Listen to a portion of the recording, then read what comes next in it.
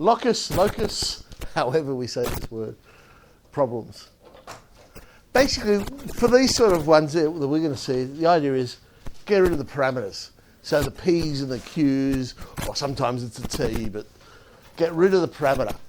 Because what we're trying to do with the locus problem is find a relationship between y and x. Remember, right back at the start of this, we did locus problems, and we said, oh, well, what's the equation of the point moves such that it's always 4 units to the right of the axis, that sort of thing. And we came up with an equation. Oh, well, that's the line x equals 4.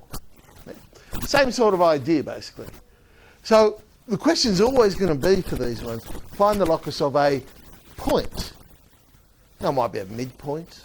It might be an intersection of some lines.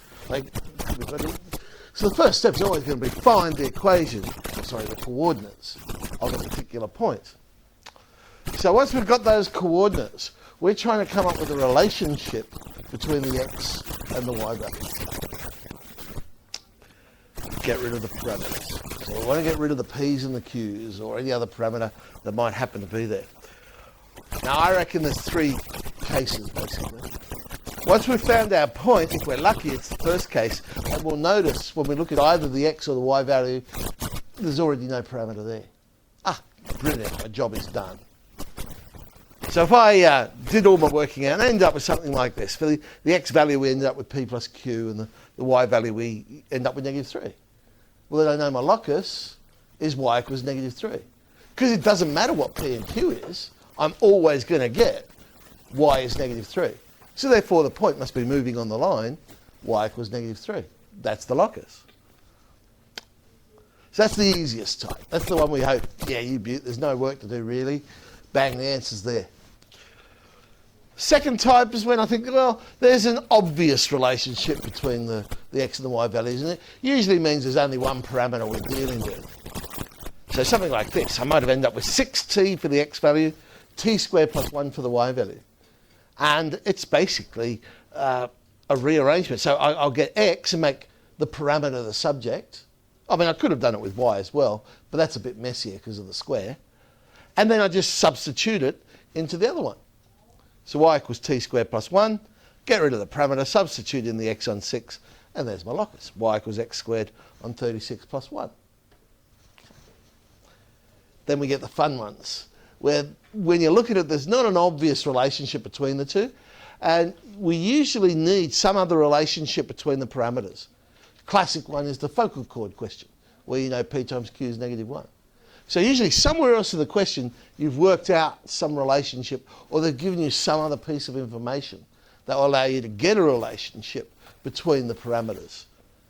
So I might end up with something like this, but p squared plus q squared for the x value, p plus q for the y value, and somewhere in the question, maybe back up in part A, we end up proving pq is 3. So that's the extra piece of information that we've got. Now, when you look at it, there's not an obvious one. I mean, it would be nice to say, oh, p squared plus q squared, oh, I'll just square the y value. But of course, p plus q all squared is not p squared plus q squared. This is where I'm going to use the relationship. We saw it in sum and product of roots. You might remember the question where we found alpha squared plus beta squared. Same idea. I know that p squared plus q squared is p plus q all squared minus 2pq. So that's my x value. But I know that the y is p plus q, so I can get rid of the p plus q, and then there's the additional relationship that we found earlier, pq was 3, so I can sub that in, and I get, there it is, x equals y squared minus 6. Now, sometimes you might have conditions, because there might be things like, you might have found the point of intersection of 2 tangents. And you might have ended up with, oh, I don't know, let's say it ended up being x equals 1 or something like that. But there's an additional restriction which they might not have mentioned. Tangents can't meet inside the parabola itself. So therefore, it's not going to be the whole line. It would only be up to the boundary of the parabola, and then it would stop, because there's no way they could meet. So sometimes you have to think about it and go, hang on, is it possible to be this whole equation? In this case, x equals y squared minus 6, or is there some restriction going to be happening? Let's have a look at an HSC one. 2005, question 4C. So what did they give us? Standard sort of question, 2 points, 2ap, ap squared, and so on. It's on our standard parabola. They've given us the equation of the normal and at P and Q to save us working those out.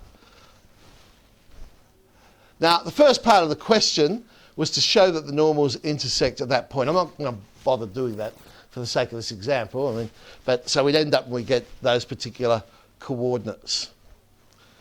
The second part of the question is basically the focal chord question. They haven't called it a focal chord. So the chord PQ, there's your standard chord, but it says PQ passes through node A, which is of course the focus. Show that PQ equals -1. I'm not going to bother doing that because we've done that one before.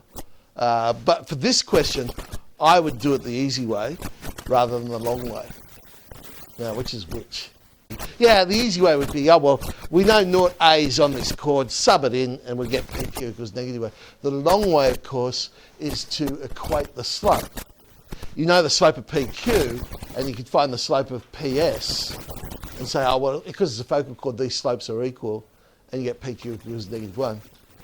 That's the way I'd do it if I didn't have the equation of the chord already. But if I've got the equation of the chord, subbing into that is going to be the quick way of doing it. So this is our additional piece of information, because usually part 3 then comes along and goes, aha, find the locus of R if PQ passes through the point naught A. Naught A.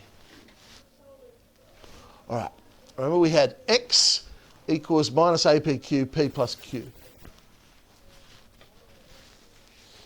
But I know PQ is -1. Now, sometimes when you're doing this, a bit like geometry, I suppose, perhaps I should have put an explanation over here. Hang on, why can't I just change that from that? My reason over here would simply be, oh, well, I know PQ's -1. So, all right, I've got P plus Q is X on A. Now, the Y coordinate, P squared plus PQ plus Q squared plus 2, well, I'm going to use that P squared plus Q squared idea again. P squared plus Q squared would be P plus Q all squared minus 2PQ, but then I've got a plus PQ, so it makes it minus PQ. I can substitute in the X on A for the P plus Q. I can substitute in the -1 for the PQ. And, well, there it is. There are no P's and Q's anymore, but we'll need to tidy that up. So we get X squared on A plus 3A. All right, let's have a look at another one. Again, standard sort of question, P and Q, 2 points on the standard parabola. The first one in this case, they gave us the equation, the general equation of the tangent. Find the points of intersection. Okay, so again, I'm not going to do that right now. But there it is, AP plus Q, APQ. Part 2, as P varies, the point Q is chosen such that angle POQ is a right angle. Find the locus of R. Okay, so that extra bit of information that's going to get us a relationship between P and Q. We know angle POQ is a right angle. O, of course, being, and they mentioned it there at the origin. So I know slope OP times slope OQ is -1. So subbing in, okay, let's tidy this up. What do we end at that? All right, there's still more cancelling that'll happen. There is, okay. So in this case, I've got a relationship PQ is -4. So now we have a look at our point and the locus. I'm not going to need the X value in this one. Just have a look at the Y value. If I substitute in for PQ, bang, parameters are gone straight away. So I'm not going to worry about the X value. I'll go straight to the Y value. Y is APQ, so Y is the line minus 4A. Minus 4A. 9J.